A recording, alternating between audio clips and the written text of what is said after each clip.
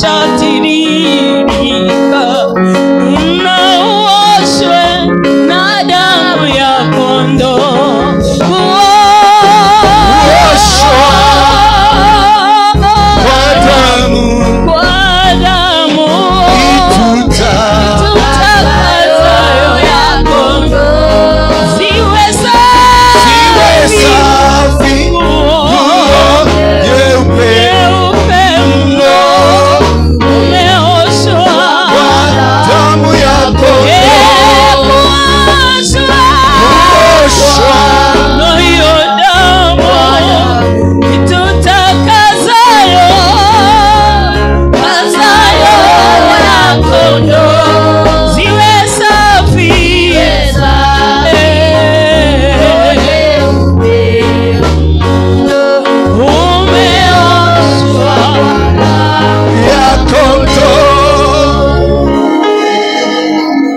Fungue tu kinywa chako, mwambie Bwana azungumze nawe katika jina la Yesu Kristo. Fungua tu kinywa chako, mwambie Bwana, nena nami, ninakuhitaji.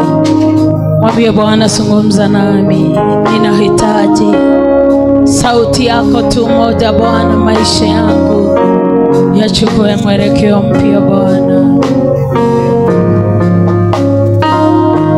Leo hii mwambie Bwana kuguze mara tena. Mwambie Bwana kusaidia katika hii safari. Bila yeye hatuwezi lolote. Tunamhitaji Bwana, tunakuhitaji. Wewe ni mwamba imara, tunalihimidi jina lako. Wewe ni ngome imara, wenye haki wakikukimbilia wanakuwa salama. Shalalalala baganda.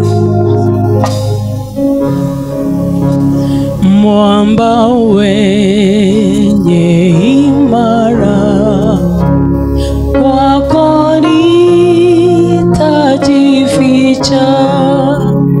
Maji hayo na damu yaliyotoka humu hunisafisha dhambi, unifanya mshindi. Mwamba wenye imara, kwako nitajificha. Maji hayo na damu yaliyotoka humu unisafi na dhambi, unifanya mshindi. Kwa kazi zote pia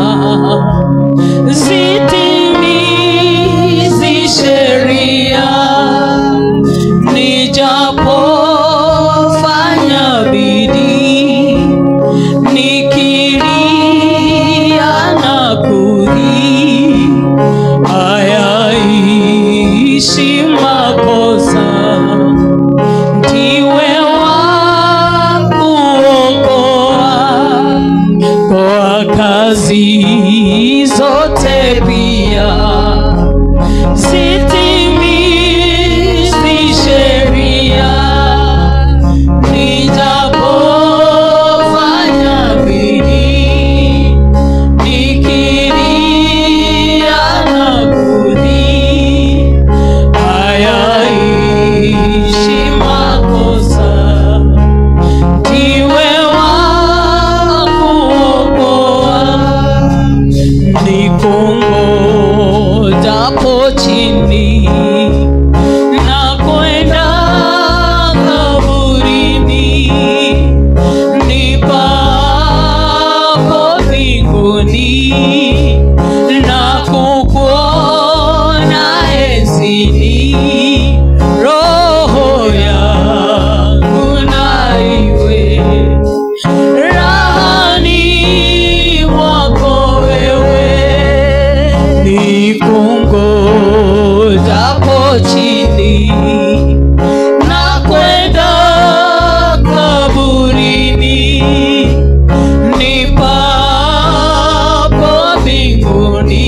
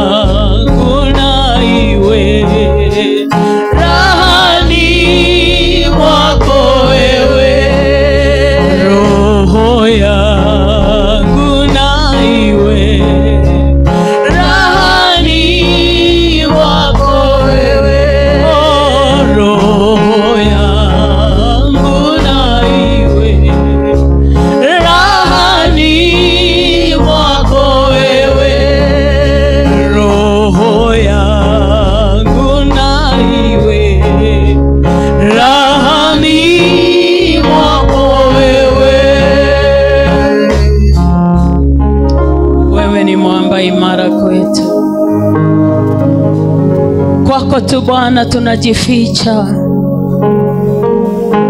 maana wewe ndiye msaidizi wetu.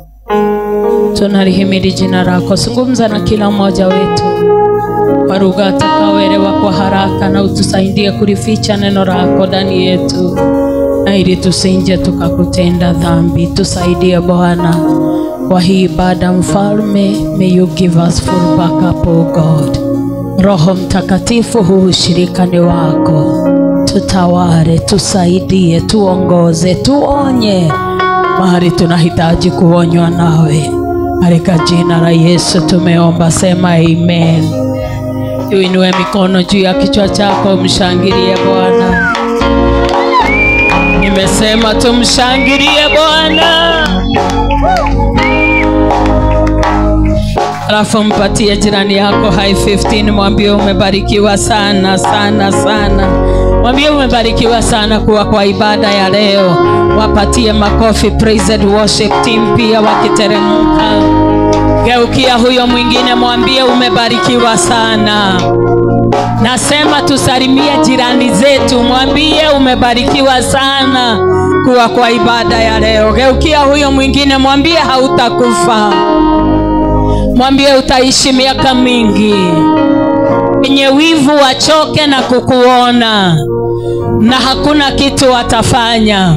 Geukia huyo mwingine, mwambie hautakufa, utaishi miaka mingi. Wachawi wachoke na kukuona, na hakuna kitu watafanya. Weka mikono pamoja, mshangilie Bwana.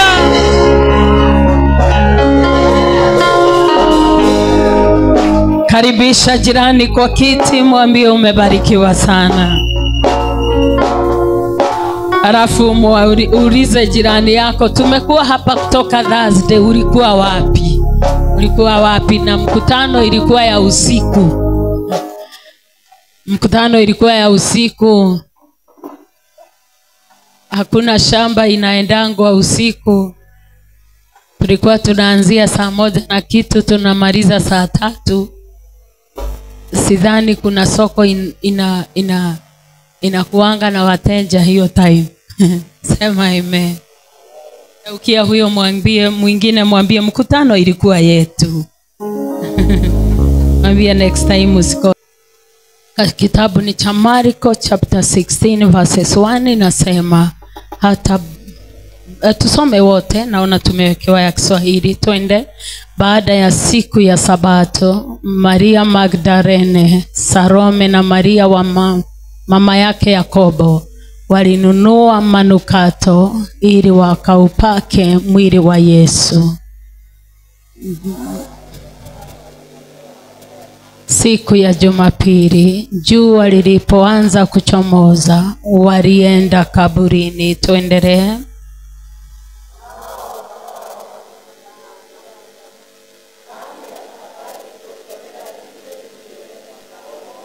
Makaburi, tuendelee. Lakini walipotazama, waliona jiwe limekwisha ondolewa, nalo lilikuwa kubwa mno. Tuendelee. Walipoingia kaburini,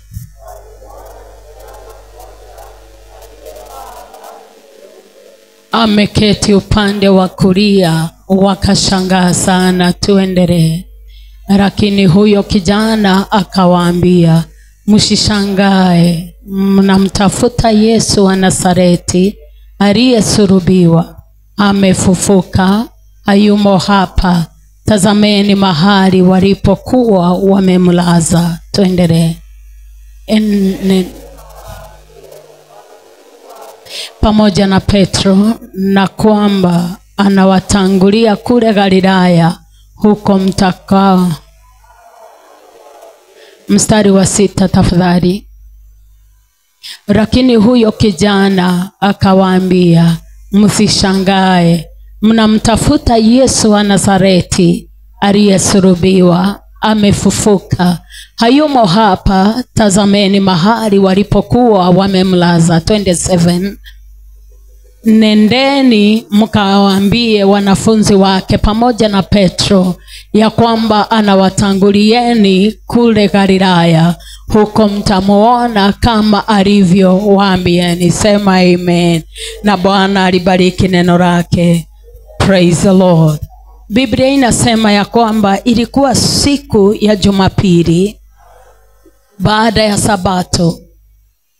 Mary Magdalene na Mariamu Magdalene na Mariamu mamaye Yakobo na Salome, wanawake tatu, wakaungana pamoja wakanunua mafuta manukato, waende wakampake Yesu kaburini mafuta.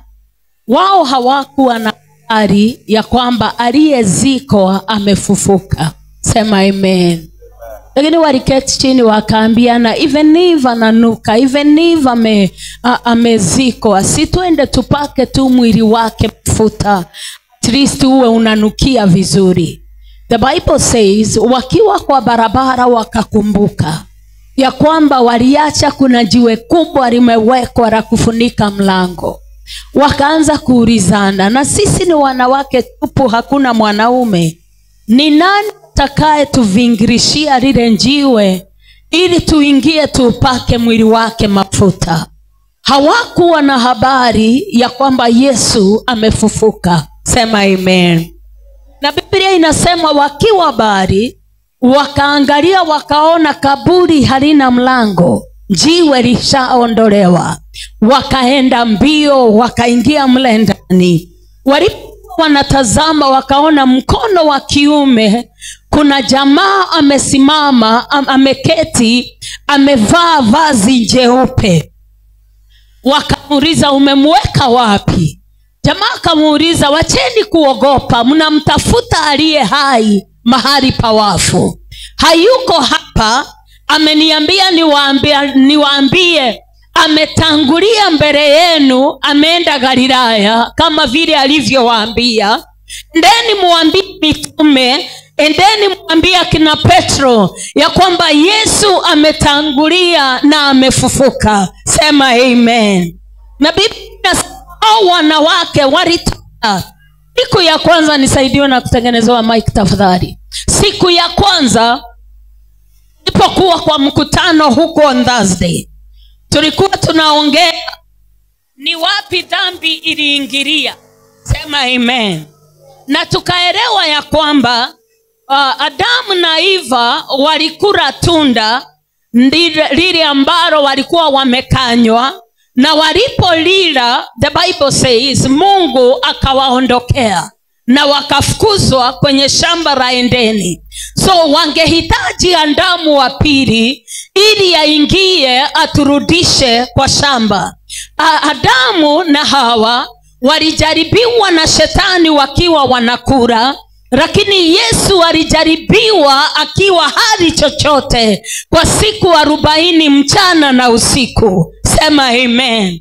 Sasa dhambi, mlango wa dhambi kuingia duniani ilipita na mwanamke, kwa sababu ni mwanamke alidanganywa na akandanganyika. Sasa ikabidi Yesu aje kwa njia ya mwanamke pia, kwa sababu mwanamke alileta shinda, alileta dhambi. The same a woman ndiye atakuja na mkombozi. Sema amen. Na kitu ya kushangaza, hata wakati alipokufa, wao wanawake walibaki wanamngojea kwa kaburi, wakiwa bali wanamtazama. Alipowekwa kwa kaburi, walidhibitisha hilo kaburi liko wapi na ni wapi. Na Biblia inasema mapema on Sunday, wanawake tu wakainuka, wakaenda, wamepanga chama yao ya watatu, wakanunua mafuta manukato, waende wakaupake mwili wa Yesu, maana hawajui kana kwamba amefufuka. Wao walisema tu waupake. Wakati wa wanawake kupigana wenyewe kwa wenyewe umepitwa na wakati. Wakati huu ni wanawake waungane pamoja, wafanye kitu cha muhimu na kile kinastahili katika ufalme na kwa jamii zao. Sema amen. Wakati wa wanawake kucompete imepitwa na wakati. badala ya kukompiti na one another. Angalia laini yako ni gani, tembelea kwa hiyo laini. Sema amen. Hawa wamama hawakuenda kubishana na wanaume, walifanya kile wanaume hawakufikiria. Akina Petro wako na huko, wote Bartholomayo wako na huko, Yakobo wako na huko. Hawafikirii ya kwamba mwili unaweza pakwa mafuta. Ni kwa sababu gani? Kila mtu amepewa neema kivyake. Kila mtu Bwana amemkirimia neema kivyake. Vile ulivyo, kuna ile line Bwana ameiweka kwako, na ukipitia kwa hiyo line hautagongana na watu. Ukipitia kwa hiyo line utakuwa baraka kwa wengine, lakini ukipita line za wengine mtakanyangana. Sema amen. Na watu ambao wanapita kwa line za wenyewe wanasafanga insecurities mingi, kwa sababu anaona huyu akiendelea vile anaendelea atanifunika. Nani alikuambia kuna mtu anakufunika? Ukiendea kwa laini yako hauwezi funikwa na mtu yeyote. Sema amen. Sijui last time nilipokuwa hapa niliwaambia, kuna wakati nilikuwa naongoza praise and worship in our church. Na siku moja nikaimba, nimefunga macho, nimekuwa na mazoea ya kuworship ama kuomba nikiwa nimefunga macho. Na nikiwa nimefunga macho nikaomba, nika worship God, nikaongoza mkutano kanisani wa kuabudu Bwana. Lakini nilipofungua macho nikaona nyuma watu wanaombewa. Sasa kijana mmoja kanisani akaniambia, Sara, unaelewa venye Mungu amekuanoint? Nikamuuliza wapi? Akaniambia, unaona hao walikuwa nyuma wanaombewa, ni watu walikuwa kwa safari zao, wamesikia sauti juu, maana tulikuwa tunafanya rancha wa kwa gorofa. Wamesikia sauti juu, wakapanda wakuje waokoke, alafu waendelee na safari. Nilipokuwa naendelea kuoshe, walikuja watu wengi wanapanda stairs, ilikuwa busy, watu wakipanda na kuteremka, wanakuja kuombewa wokovu.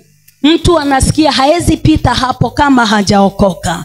Mama mmoja kanisani, mama ambaye ana heshima zake, mama ambaye anafaa kuheshimiwa, siku moja after kumaliza worship in the church, nikienda kutoka, Mungu ametembea na njia kuu. And I remember nilikuwa fasting ya 40. Sina maneno mingi, naingia tu kwa ibada na worship God, nasikiza neno, natoka naenda. Sasa nikienda kutoka, huyo mama akaniambia, Sara kuja. Nikaenda. Saidia nimeangalia watu wako hiyo side. Kwa zako hapa nimesimama nimemuangalia, so ninaangalia watu. Alishika top ambayo nilikuwa nimevaa ya zip, akateremsha chini. Kwa nimevaa very smart top ya ilikuwa na zip mbele kama hii, akaiteremsha, nilishikia hapa. Nikamwangalia nikamuuliza, kogurukaga wewe? Mama hakunijibu na juu ya mahasira. Kaniambia, nimeishi kusema lazima nitakuhaibisha siku moja. Nikamuuliza, of all the other people, hata wewe? Nikapandisha zipu yangu na nikateremka kwa stairs, nikaenda. Ni kama hakuna kitu imefanyika. Sikuwa na time ya kubishana na mjinga. Sema amen. Mira nikaenda. After 2 days nikakuja tena na skirt suit mpya. Kitu yenye ilikuwa inamuuma ni kuniona nimekuja kwa madhabahu nikiwa na nguo mpya, na niko very smart. Sasa nikaingia, skirt suit ni ya overlap lakini imeshikanishwa hapa. Hakuwa anajua hivyo. Nikaingia nika worship God. Na do you know, nilikuwa natoka tu kwa ibada, nikimaliza ibada kuenda, kuna mama alikuwa anaendea manguo Taki. Sasa akienda Taki kununua nguo, lazima make sure yangu iko hapo ndani.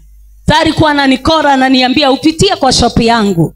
Asubuhi nikienda ranchawa, ninapita kwake, ninabadilisha nguo, navaa mpya zenye nimekuja nazo, na muachia hapo, na mwambia nitakuja kuchukua nikirudi nyumbani.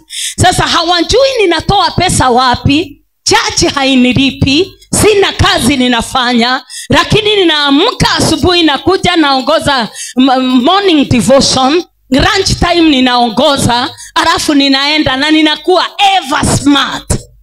Hiyo ilikuwa inamuuma. Angalia jirani yako, mwambie wacha kukuwa na insecurity. Baraka zako haziendi na mwingine. Sema amen.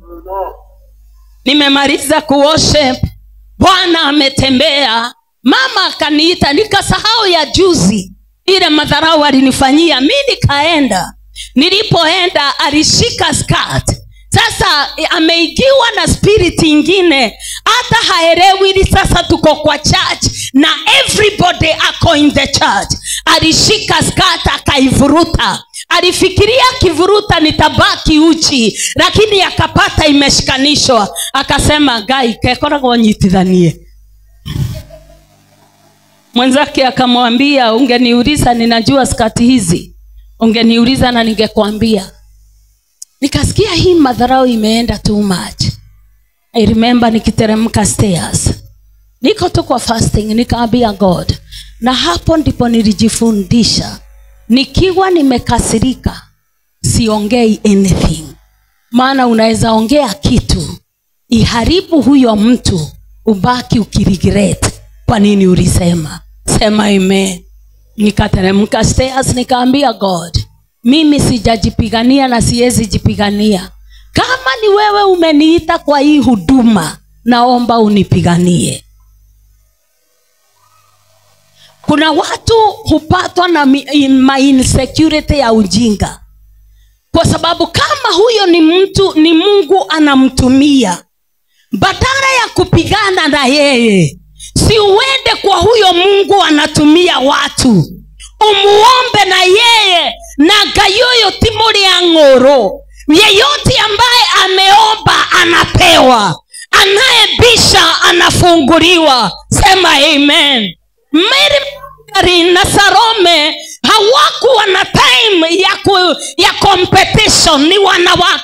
Ni wanawake wachache sana wanaweza inua mwanamke mwingine. Ni wanawake wachache sana wanaweza pigia mwanamke mwingine makofi. Lakini hawa waliungana pamoja, wakaenda kumpaka mafuta. Hawakuwa wanataka kujua sifa itabaki na nani. Maana kile kinasumbua watu, tumekuwa kwa praise team, tumekuwa siku yetu ya kuworship, so and so ndiye ataongoza. Ni yeye atabeba sifa ama sifa ni zetu wote? Sasa unaamua backup ina withdraw, maana hamtaki mtu ashine. Lakini kile hauelewi ni ya kwamba utukufu si wako, ni wa mwenyewe. Sema amen. Wakati wowote unafanya anything kwa ibada, ujue ya kwamba utukufu si wako, utukufu uko na mwenyewe. Sasa Salome waliungana, wakaenda na wakaulizana ni nani atakaye fingirisha jiwe. Lakini wakaona mbele yao jiwe lishaondolewa. Na Biblia inasema walipoingia walipata mwanaume ameketi. Wakamuuliza, mnatafuta aliye hai kwa wafu? Ameniambia niwaambie muende, amewatangulia Galilaya. Na Biblia inasema injili ya kwanza ya kwamba Yesu amefufuka ilianza na akina Mary. Sema amen. Injili ya kwanza ya kusema ya kwamba hayuko kaburini, tumethibitisha amefufuka, ilitokana na hawa wamama. Walipokuwa wanaenda akajidhihirisha kwao. Sema amen. Kuna jamaa mwingine kwa hii fellowship ya Yesu ambaye hakuwa anaamini, anaitwa Thomas. Thomas akasema mpaka niweke kidole kwa lile shimo niliona amepigiliwa msumari, ndipo nitaamini ya kwamba amefufuka. Naye Yesu akajidhihirisha kwao. Wakati huo alipofufuka Yesu alikaa duniani for 40 days na akajidhihirisha kwa watu wengi. Sema amen. Na Biblia inasema alipofika wakati wake wa kwenda, akawaambia mitume, endeni Yerusalemu, mngojee Roho Mtakatifu aliye msaidizi wenu. Wakatoka mlima Mzeituni wakaenda Jerusalem, wakapanda kwa ghorofa ili wangojee kipawa cha Roho Mtakatifu. Watu tulitoka kwa nyumba ya maombi, tulitoka kwa nyumba ya kutafuta Bwana, tulitoka kwa maombezi tukaingia kwa gossiping. Ndio maana kuna kauka, lakini tukikubali kurudi mahali Bwana alituagiza katika nyumba ya maombezi, hakutakuwa na ukavu tena katika jina la Yesu. Haleluya. Waambia rudini, mngoje kipawa cha Roho Mtakatifu. Aliwaambia mnisipoenda msaidizi hata kuja. Msaidizi anatusaidia katika hii safari, hauwezi bila Roho Mtakatifu. Sema amen. Yeye ndiye anatusaidia kuelewa mausia ya Bwana, kuelewa vile Bwana anavyotaka, kuelewa vile Bwana anataka tukae. Praise the Lord. Na Biblia inasema huyo Roho akawashukia. Alipowashukia, injili ya kwanza pia katika umati wa watu wengi iliinuka na Petro. Wengine hawakumpinga, wengine hawakumrudisha chini, wengine hawakumkaushia ibada, lakini kwa umoja na kwa nia moja, Biblia inasema ya kwamba Petro alisimama akahubiri injili na watu 3,000 wakakuja kwa Yesu. Walikuwa 120 of them, lakini kukawa na watu 3,000 wanakuja kwa Yesu. Tukiwa kwa umoja na kwa nia moja, kujaza hii kanisa si ngumu. Wengine wakienda, wengine wanafaa kuwa wanaingia, na injili haitakuwa ngumu as long as tuko kwa umoja na tuko kwa nia moja, na hakuna mtu anajitafutia umaarufu. Sema amen. Na maandishi itatimia katika Zakaria 8:23. Watu 10 watashika upinde wa nguo lako, wakwambie tupeleke mahali unaendanga, kwa sababu tumemuona Mungu pamoja nawe. Mungu amemuona wapi? Ukipitia kwa shinda wanakuona. Usema amen. Wakati uko chini wanakuona na wanaona huyo Mungu amekuinua tena. Sasa wanataka kuungana na huyo Mungu wako. Injili haitakuwa ngumu. Kila mmoja wetu akikuja Sunday na watu 10, hatutakuwa na mahali pa kukaa. Sasa ukiona tuko hivi, kuna watu wameregeza kazi yao. Si lazima tupange crusade. Unaweza amua kuenda house to house. Yeyote unapatana naye kwa barabara, unamwambia mambo ya Yesu, kwa sababu Biblia inasema huyo Roho akija juu yenu, mtafanyika mashahidi, mtashahidia ukweli wangu. Sisi wote we are witnesses, na tunashahidi ya kwamba Yesu ako hai. Tukienda kushuhudia kwa wengine, tunawaleta kwa ufalme. Haleluya. Haukukuja kanisani kukaa tu na kurelax masaa ipite. Unaangalia tu time. Na leo ibada inakaa kunikaa. Lakini kila mtu ako na assignment yake. Sema amen. Umeokoka na jirani yako hajuangi kama umeokoka. Unajua kuna watu wameokoka, kanisani ni wazuri sana, lakini wakienda waambie familia zao niene dudhurirwo datuika say ready, wale kudikia youth kana kudikia tumia, Mtu anasimama anashindwa. Walitafuta mwingine wakakosa. Wakaona wewe ndio utatuongoza. Wanakujua kweli. Kama kuna injili, anzia hapo. Sema amen. Anzia kwa soko. Ukiuza, hubiria mtu. Ukiuzia mtu, hubiria huyo. Heri ya kuambiange nimeokoka hata mimi, mshuhudiane. Sema amen.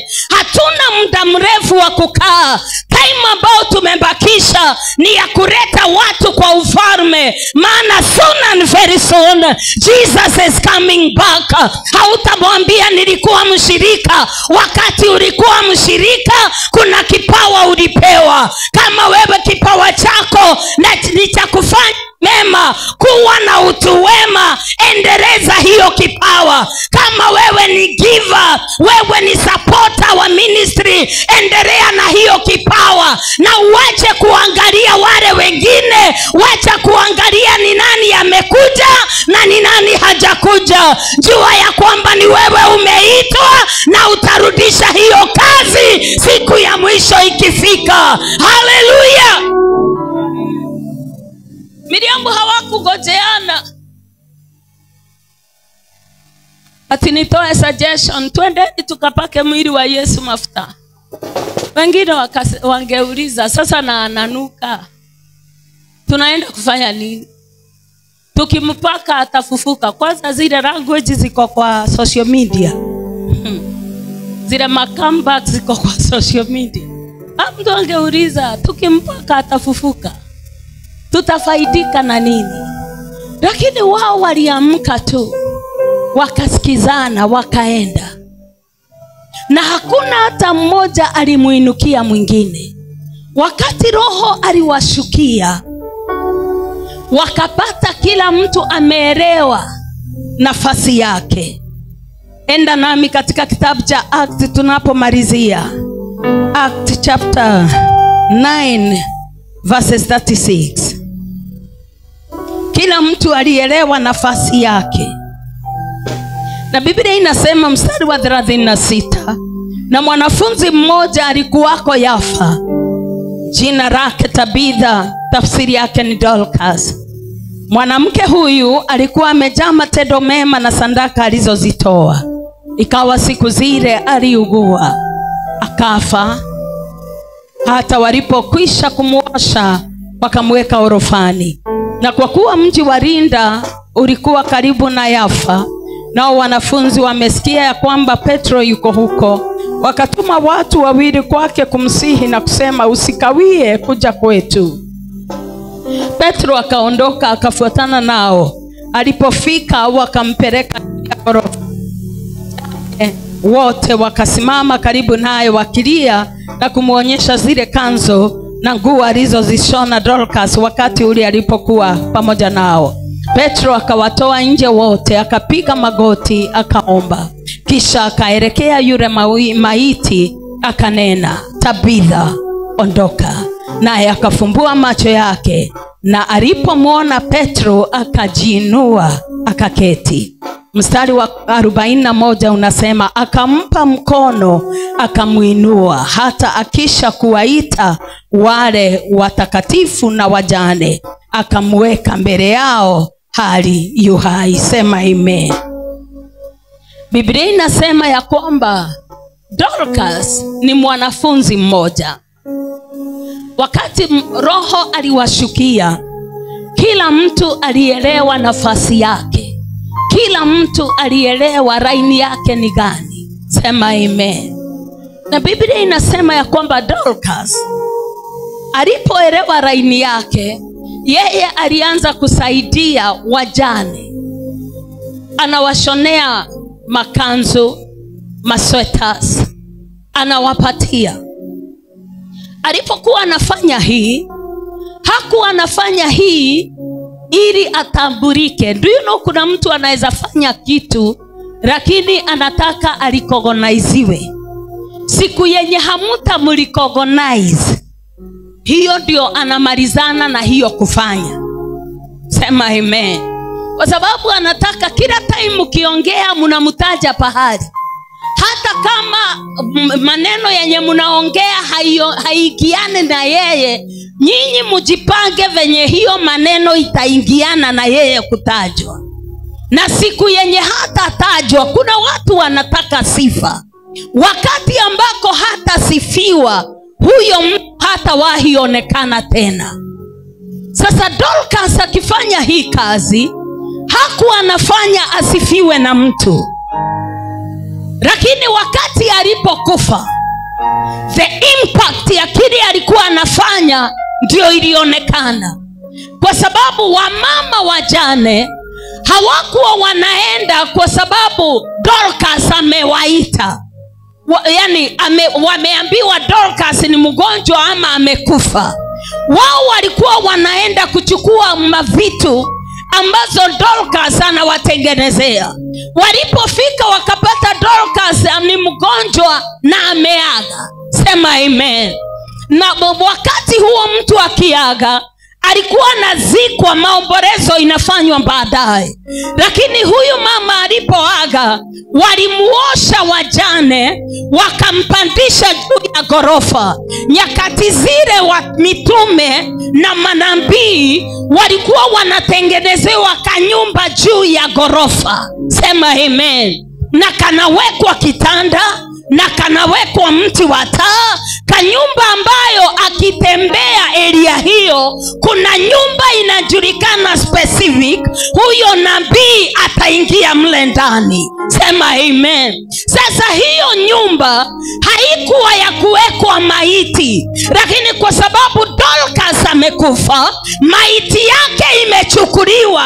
Wamama wameamua, hata kama tunazikanga wengine, huyu hatutamzika, tutampandisha kwa hako kanyumba watumishi wanaendanga. Alafu walipomraza mle juu, wakatumania Petro ili anje. Naye Petro aliposikia ya kwamba anaitwa na wajane, alitoka mbio akaenda. Wajane kila mtu amerudi kwake, amebeba sweta, amebeba anything ambayo Dorcas ashawaimshonea. Wanamzingira Petro wakiomboleza, kila mtu anaomboleza. Biblia inasema walikuwa wanamuonyesha Petro vitu ambavyo Dorcas amewatengenezea na ameaga. The Bible says ya kwamba aliwatoa nje. Alipowatoa nje, akafunga mlango, akamuita Dorcas, na Dorcas akaitika. Swali nilalo ni hili: siku moja tu tutaenda, hatutaishi hapa milele na milele, lakini siku yenye utaenda, ni nini yako tutakumbuka? Unajua kuna mtu akikufa, hata tunaweza pitisha, badala ya kuchimba 6 tunateremusha ifike 12 ndio asiwahi fufuka, kwa sababu ya vile ametusumbua. Sasa utakapoondoka, maana hatutaishi hapa miaka yote, utakapoondoka, ni nini hiyo utaacha itakuwa inakumbukwa? Dorcas alipokufa, hakuna mtu alikuwa na mpango wa kufufua mwingine, lakini kwa sababu ya vitu ambavyo amefanya, wanawake wamekataa mwanamke azikwe kwa sababu amewashonea vitu. Ilibidi Petro awarushe nje na afunge mlango. Alafu akaona huyu haezi zikwa. Sema amen. Watu wa first service nilikuwa nawaambia hii embu tu. Nilikuwa nimealikwa ACK Kangaro, tukafanya crusade kubwa sana, watu wakapona. Kati yao kulikuwa na mama alikuwa na kansa ya ngozi, miguu njua ikiwaka ilikuwa inatoa damu, ilikuwa inatoa maji usaa miguu. Huyo mama alikuwa ameishi na marida marefu, miguu inauma. Alipokuja akaniambia, mimi hata ukiniona nikiwa mrembo hivi, mimi ni mgonjwa. Nikamuuliza uko na shida gani? Akainua nguo, nikamwambia rudisha, maana miguu hauwezi iangalia mara mbili. Bwana akamponya kwa mkutano. Sema amen. Sasa evangelist wa hiyo church akaniambia, mtumishi, kama unaweza kubali tunaweza enda kuombea mama. Akanipea story, akaniambia huyo mama alikuwa Nairobi hospital. Kansa imefika stage ya mwisho. Unaona venye daktari wanakutayarisha, unaweza enda anytime na hauwezi pitisha. Onogei karamono, hautapitiza mwezi huu. Sasa mama akona anaelewa. Evangelist akaniambia, venye nimeona crusade Mungu akifanya, ana uwezo wa kufanyia huyo mama. Nikamwambia tukimaliza crusade twende. Akaenda akaongea na Reverend, akamwambia Sara amekubali twende, si twende. Reverend akakuja na mafuta. Sasa tulipokuwa tunaenda, Reverend akaanza kunihadithia stories za huyo mama. Kaniambia, unaona hiyo church kumbwa hivyo, mawe ya kujenga, huyo mama hawezi kosa roli zake kadhaa ambazo alimwaga ili church ijengwe. Sema amen. Na mimi nikamwambia kwa sababu ya hiyo huyo mama hatutazika. Na tukaenda. Nilipoingia, wote wameingia, niko nyuma, nimesimama kwa mlango. Roho wa Bwana akaniambia angalia juu. Nilipoangalia juu nikaona picha nzuri sana. Nikasikia nitamrudisha kama hiyo picha. Sasa nimeingia, mama amelazwa hapo kwa kiti, anakaa mtoto mdogo, mama ameisha. Rafu nilikiwa nje nikamuuliza, mama, hii picha ni ya nani? Akaniambia ni yangu. Ilipigwa lini? Akaniambia haijamaliza mwaka. Na ukiangalia picha na mwenye alipigwa wakati huo ni watu wawili tofauti. Nikamwambia, mama, Mungu ameniambia atakurudisha kama ile picha. Mama akalia. Na kwa sababu aliona ni kama sisikanishi. Unajua kuna mtu ukiwa mgonjwa sana, watu wanajaribu kuinua imani yako, unaona hawashiki kile wanachosema. Huyo mama aliita mtoto wake, akashikwa, akapelekwa bedroom, akaniambia, mchungaji nifuate. Tulipoenda akainua nguo, amejaa kidonda kubwa kwa tumbo yake, alafu akona catheter. Akaniambia, hivi ndivyo kansa imenifanya. Na mimi nikamwambia, Mungu akisema atakuponya, atajua kwenye atatoa nyama za kushimba hiyo shimo. Sema amen. Na nikamwambia turudi kwa meza. Sasa Reverend akatoa mafuta. Mama alipoona mafuta akaanza kulia.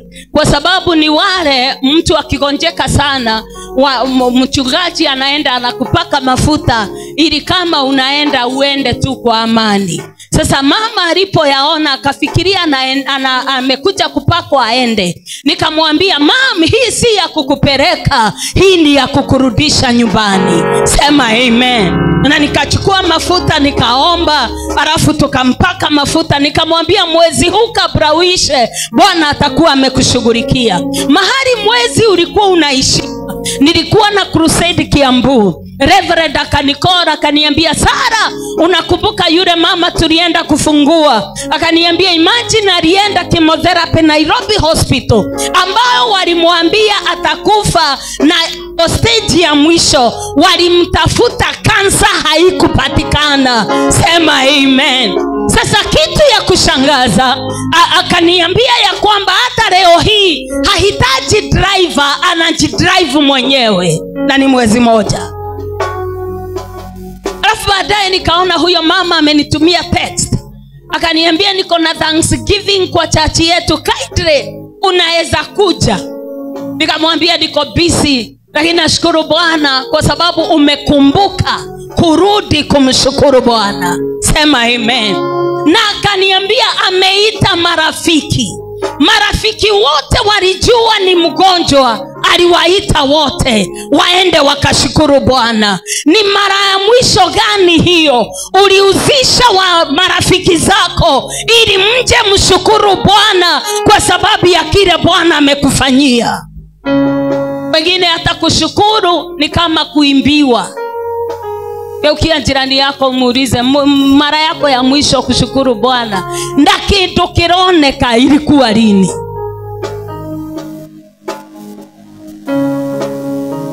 Sema amen. walipomaliza shukrani, the woman akanicall again, akaniambia tumemaliza shukrani. Nikamwambia funga macho nikuombee. Nikatangaza huo muujiza Bwana alikufanyia kwa sababu ya kushukuru, na ukue permanent in Jesus name. Sema amen. Kuna wanaume 10 wenye ukoma katika Bible, walienda kwa Yesu kwa sababu wana ukoma. Ukiwa na ukoma ulikuwa mtu amelaaniwa, mtu ambaye hangekaa karibu na watu. Hawa wanaume walipopatana na Yesu, na Yesu akawaponya, wakaenda. Yani wakiwa kwa njia, ukoma ilikuwa inaisha. Mmoja wao wakanotice ukoma imeisha. Walikuwa 10, lakini yeye akarudi nyuma, badala ya endelee na safari na amepona. Wengine wanamsifu Bwana ya kwamba wamepona. Yeye aliona sifa hizo hazifai kama sijamwambia mwenye ametuponya. Sema amen. Wakarudi nyuma, akamwambia ni mimi nilikuwa na ukoma na angalia nimepona. Yesu akamuuliza, si mlikuwa 10? Hao wengine 9 wako wapi? Jamaa akasema ajui, yeye tu ndiye amerudi. Yesu alimwangalia akamwambia, kutoka sasa, kwa sababu umekuja kushukuru, na uwe mzima. Kuwa mzima ni kumaanisha ukoma inakata vidore. Wengine wamepona lakini vidore zimekatika, lakini kwa huyu alirudi kushukuru, akaambiwa uwe mzima, be whole. Kwa hivyo kilichokuwa kimekatika kikamea tena. Unaposhukuru Bwana, kile ambacho kilikuwa kimeenda kinaregeshwa tena. Unaposhukuru Bwana, kile ambacho kilikuwa kimeibiwa kinakuwa restored again. Jifundishe kumshukuru Bwana katika jina la Yesu. Haleluya. Kushukuru hata wakati mambo ni mabaya, shukuru Bwana. Kuna siku moja nilikuwa naenda kuhubiri Nyeri, na mtoto wangu Rustborn akapotea. Alipotea around some 6. Walinipigia saa 2 ikielekea, na niko kwa barabara naenda Nyeri, naenda Udhaya. Nilikuwa nalala Udhaya, the following day niamkie niende Nyeri. Sasa akanikola akaniambia, mama itabidi urudi. Nikamuuliza kwa nini? Aliniambia Mugeshi amepotea. Nikamuuliza nitakuja tumtafute wapi kwenye hamjamtafuta? Nikamwambia endeni mkarare kwenye yako ako na amani. Maisana akaona ni kama mamake amekuwa mwenda wazimu na hii githomo hashikanishi. Akaenda akaambia sister yake mkubwa. Akamwambia mama nimemwambia Mugeshi amepotea, na yeye ananiambia twende tukarare. Kwani mama yetu amekuwa aje na hii mahubiri? My daughter ambaye ni firstborn alikuja kwa kesha tukivuka mwaka. Alinipigia simu na uchungu akaniuliza, mama unawezaje kufungua wengine na wako wamefugwa? Unaenda kuombea wengine na mtoto wako amepotea. Na mimi nikamuuliza mnataka nikuje tumtafute wapi kwenye hamunjaenda? Nikawaambia endeni murare tuongee kesho, na nikazima simu na nikaenda Mtenja, maana nilijua hawa hawatanipatia amani. Kwa sababu gani? My son aliponicall, Bwana aliniambia kile unaenda kufanya Nyeri ndicho kinapiganwa nacho, na unahitajika urudi ili usiende kufanya hiyo mission unaenda kufanya. So nilikuwa naelewa vizuri niko kwa vita, na nikaenda na nikarara. Sasa kuna mtu anasema mambo tumiondale ngoro na tamaka, na nikaenda nikarara. The following day Saturday, maana ilikuwa Friday, Saturday morning around 5 nilikuwa na preach Kegosho FM. Nikaakiza simu, wakanicall, nikaanza kupreach. Wakanisikia niko kwa radio, na mtoto wao hajakuja usiku mzima, na mama yake anatia watu nguvu kwa radio. Nilipomaliza simu zao zikaanza kuingia. My son akaniambia, mama niliamka saa 10. Nimezunguka huku kote na sijaona my sister. Nikamwambia nilikuambia urare kwenye yako ako na amani. Alafu nikamwambia Ikifika saa 2 enda ukaripoti kama hajakuja. Akaniuliza, yani mama, you mean hautakuwa umekuja? Nikamwambia sijamaliza ile kazi nimekuja kufanya na sirudi. Kamwambia rudi kwa nyumba, ni mapema sana. Ikifika saa 2 enda ukaripoti. Ilipofika saa 2 akaenda kuripoti. Askari akamwambia lazima angoje mpaka saa 7 kwa sababu kuna ile masaa anafaa kukaa ili udeclare kwamba mtu amepotea. Sasa akanipigia akaniambia hawa nao wananiambia ni mpaka saa 7. Nikamwambia tulia mpaka hiyo time. Hautakuwa umekuja? Nikamwambia sijui. Na nikakata simu. Alafu nikaenda nikamaliza mission. Nilimaliza mission yangu around saa 6. Nilipomaliza saa 6 nikaingia gari. Kama mama mwingine sasa sihubiri, siombei mtu, sipatiani counseling. Niko kama mama mwingine nikakumbuka mtoto alipotea jana na hajapatikana. Nikiwa kwa gari, ni wakati wa COVID, gari zilikuwa unakaa hapa ya katikati haina mtu. Nimekaa chini nikaanza kulia kama mama mwingine. Ni mawazo inazunguka. Saa hii si preach. Saa hii mimi ni mama Venaya na ninafikiria mtoto wangu wako wapi. Nilipokuwa nawaza nikiwazua, nikishindwa nitaanzia wapi, nikaanza kutokwa na roho. Kumbe kuna mzee aliingia very smart, amevaa suti na ako na file zake. Akaweka file katikati, akakaa kando, akakaa hiyo side nyingine. Aka notice ninalia sana. Akaondoa file akaweka upande wake, akakalia kaa karibu nami. Akaniuliza, madam, na venye uko smart, nini ninafanya ulie? Nikamwambia mtoto wangu alipotea jana na naenda kumtafuta na sijui naenda kuanzia wapi. Akaniuliza, uko na picha yake kwa simu? Nikamwambia niko nayo. Akaniambia nitumie na WhatsApp. Nikamtumia. Ni mtu ni mgeni simjui. Nikamtumia. Alafu akapiga simu moja tu. Waliokuwa na wanaongea naye akamwambia kuna picha na kuforwardia, mtafute huyo mtoto. Sasa mimi nashindwa, huyu hata haniulizi kwetu ni wapi. Naye huyo aliyokuwa wanaongea naye akamwambia mpatie simu huyo madam niongee naye. Akaniuliza kwenu ni area gani? Nikamwambia. Ni town gani iko karibu na hapo kwenu? Nikamwambia. Akaniambia mama relax, utapata, tumetafuta mtoto wako. Sema amen. Sasa nikashindwa ni nani huyo. Akaona ninaendelea tukulia, sina amani. Akaniuliza yua sana alienda kuripoti. Nikamwambia ndio, lakini walimwambia arudi saa 7. Akaniambia mpigie simu unipeni ongee naye. Alipoongea na Maisana akamwambia rudi kwa hiyo posti ya polisi, na ukipata askari yeyote unipigie, umpatie simu niongee naye. Venye waliongea ndivyo sijui, lakini posti ya kiwanja wote waliinuka waende wakatafute mtoto. Kumbe Bwana kwa sababu nilikuwa kwa kazi yake alisababisha mtu mkubwa aache gari akuje na matatu ili anisaidie kutafuta mtoto. Bwana Yesu asifiwe. Usiwahi kubali kunyamazishwa. Fanya kile Bwana amekuitia, huko kwingine Bwana atashughulikia. Sema amen. Maana kati ya wale alikuwa anaongea na wao, one of them alimuuliza kwa nini ulienda na matatu? Kamwambia nilifikiri tu kuacha gari niende na matatu. Nikajua Mungu alikucommand uache gari tuende na wewe kwa matatu tukatafute mtoto. Akaniambia ukifika kwa stage yenye unashukia, kama hata kuwa ameonekana tunashuka na wewe, niende nikakute hao makarao. Nikamuuliza na huyo jamaa ameniambia ni relax watatafuta mtoto ni nani? Akaniambia hiyo picha nimeiforward CID headquarter. Sema amen. Sasa shukrani ziko hapa.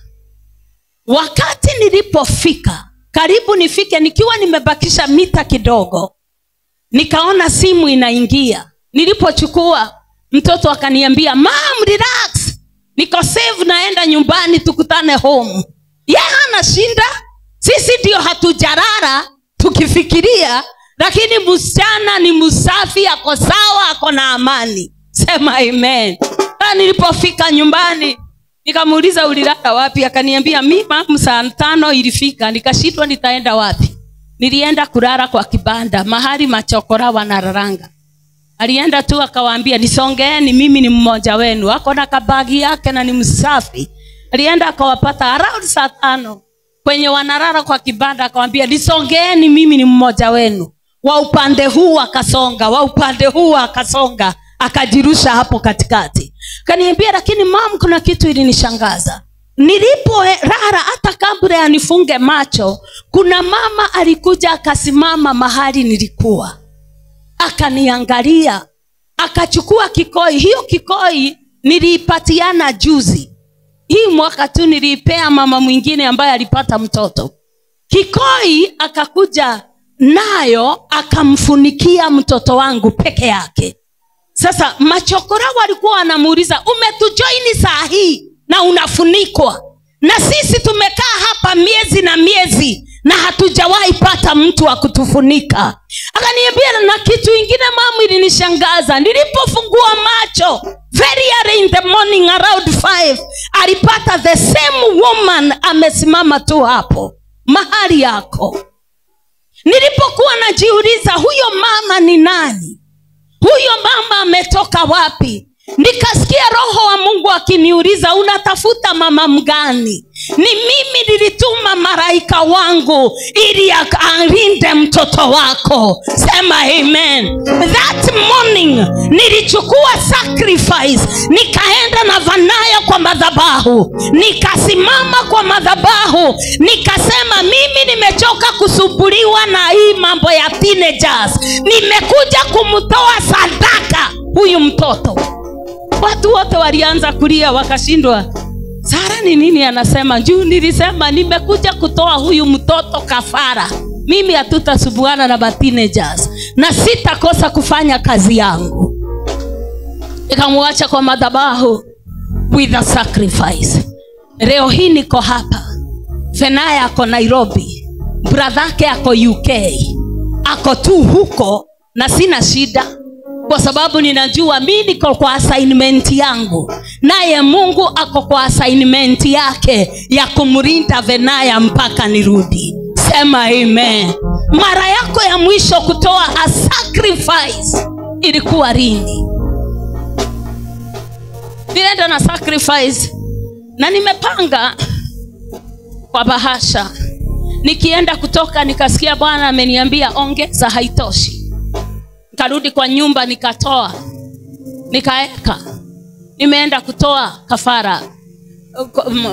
Hana alipopata mtoto, akimpeleka kwa nyumba ya Bwana, alimpeleka na ndegwa kwa tomwega itari nguruku. Sema amen. Ndegwa ambazo ni nzuri akampeleka nazo na unga ya efa. Amempeleka kwa madhabahu na vitu ameenda nazo. Wewe unatuletea mtoto lakini hakuna kitu unaandamana nayo. Sema amen. Lakini nashukuru Bwana, leo Bwana ametupea nafasi ya kukuja mbele yake kumshukuru kwa yale yote ametutendea. Kwa kukubali hata kama tulikuwa wenye dhambi, amekubali kumtoa mwana wake wa pekee akafa kwa sababu yetu. Ni sisi tulihitajika kukufa, lakini akajitoa kwa sababu yetu. Simama na miguu yako. Wale 10 walirudi, na waliporudi mmoja wao, walipopona mmoja tu ndiye alirudi. Kama hauna bahasha inua mkono juu. Ikiwa haukuwa unajua kuna sacrifice ya thanksgiving na una feel ya kwamba unafaa kuungana nasi, inua mkono juu. Ikiwa hauna bahasha inua mkono. Asha tafadhali saidieni, kuna watu wanainua mikono hawana bahasha, wasaidiwe na bahasha katika jina la Yesu.